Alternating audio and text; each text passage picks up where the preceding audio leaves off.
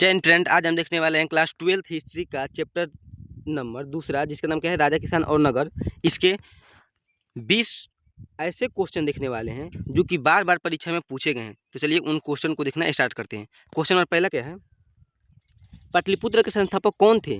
तो पाटलिपुत्र के संस्थापक कौन थे? उदयन थे। ऑप्शन नंबर सी सही हो जाएगा। ठीक, और उदयन किसके पुत्र थे? तो उदयन अजातशत्रु के पुत्र थे। ये भी आपको याद रखना है। क्वेश्चन नंबर दूसरा देख लीजिए क्या है। क्वेश्चन नंबर दूसरा क्या है, अशोक किस वंश का राजा था? अशोक जो थे वो किस वंश के राजा थे? तो वो मौर्य वंश के राजा थे। ठीक, ऑप्शन नंबर डी सही हो जाएगा इसका। क्वेश्चन नंबर तीसरा क्या है? क्वेश्चन नंबर तीसरा, समुद्रगुप्त की तुलना किससे की जाती है? समुद्रगुप्त की तुलना किससे की जाती है? तो किससे की जाती है? नेपोलियन से की जाती है। ऑप्शन नंबर बी सही हो जाएगा। क्वेश्चन नंबर चौथा देखिए क्या है। क्वेश्चन नंबर चौथा क्या है कि वेदों की संख्या कितनी है? तो वेद कितने हैं? 4 हैं। कौन कौन? ऋग्वेद, यजुर्वेद, सामवेद और अथर्ववेद। इन 4 वेदों को क्या कहा जाता है? आपको कमेंट में बताना है। क्वेश्चन नंबर 5वां क्या है, मौर्य साम्राज्य का प्रथम शासक कौन था? मौर्य साम्राज्य का प्रथम शासक कौन था? तो मौर्य साम्राज्य के जो संस्थापक थे कौन थे? चंद्रगुप्त मौर्य, यही प्रथम शासक भी थे।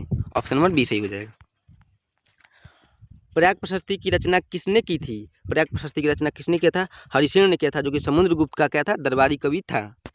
कौन? हरिसेन।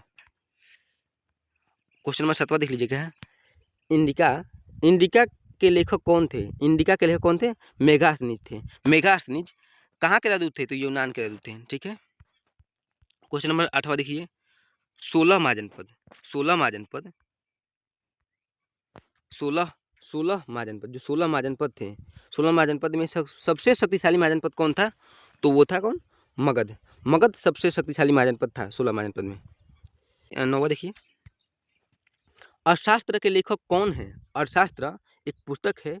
अर्थशास्त्र भले ही इसका नाम है, लेकिन इसका जो संबंध है ना, वो किससे?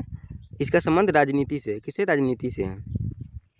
ठीक है, तो आपको याद रखना है कि अर्थशास्त्र का संबंध किससे? राजनीति से। अर्थशास्त्र के यहाँ पर पूछा गया है कि अर्थशास्त्र के लेखक कौन है? तो कौन है? चाणक्य है, जिनका दूसरा नाम क्या है? कौटिल्य है, और एक और नाम है विष्णुगुप्त।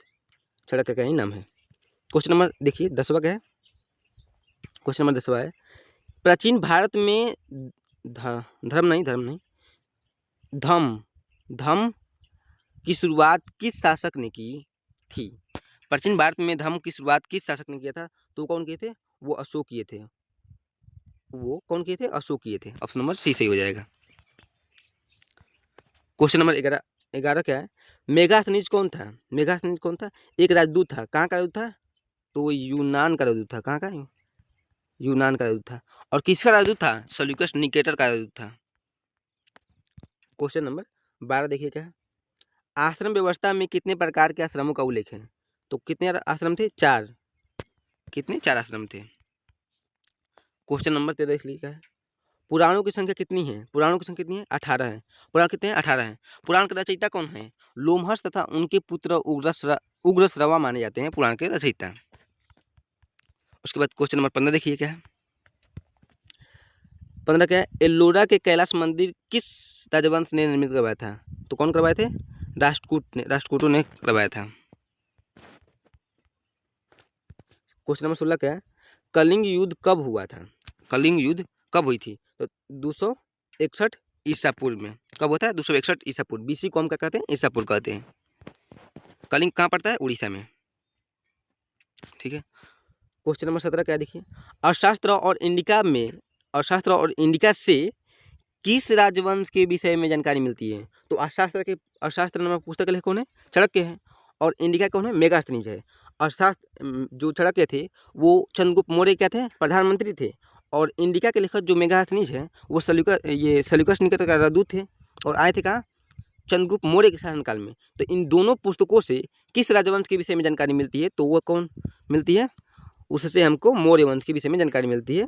ऑप्शन नंबर ए सही हो जाएगा। ठीक।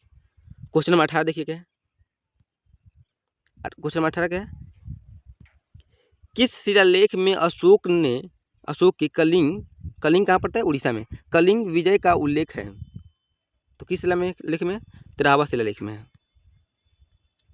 क्वेश्चन नंबर 19 क्या देखिए, उज्जैन किस महाजनपद की राजधानी है? उज्जैन जो है वो किस महाजनपद की राजधानी है? अवंती की राजधानी क्या है? उज्जैन है। उसी तरह आपको चेदी की क्या है? शक्तिमती है। वत्स के क्या है? कौशाम्बी है। मत्स्य का क्या है? विराटनगर है। तो आपको सभी याद रखना है। और ये आज का लास्ट क्वेश्चन हुआ 20वां नंबर क्वेश्चन। जीवक वैद्य किस वंश के काल में था? जीवक वैद्य जो था वो किस वंश के काल में था? आपको इसका उत्तर कहाँ बताना है? कमेंट में करके बता देना है, ठीक है। अगर आप चैप्टर दूसरा का नोट्स नहीं किए हैं तो पहले आप उसको जाकर कर लीजिए। अगर जो भी उसको करके आए होंगे तो उनका एक भी ऐसा क्वेश्चन नहीं होगा कि जो गलती हो जाए, ठीक है। तो आप ही कर लीजिए। मिलते हैं अगले वीडियो में।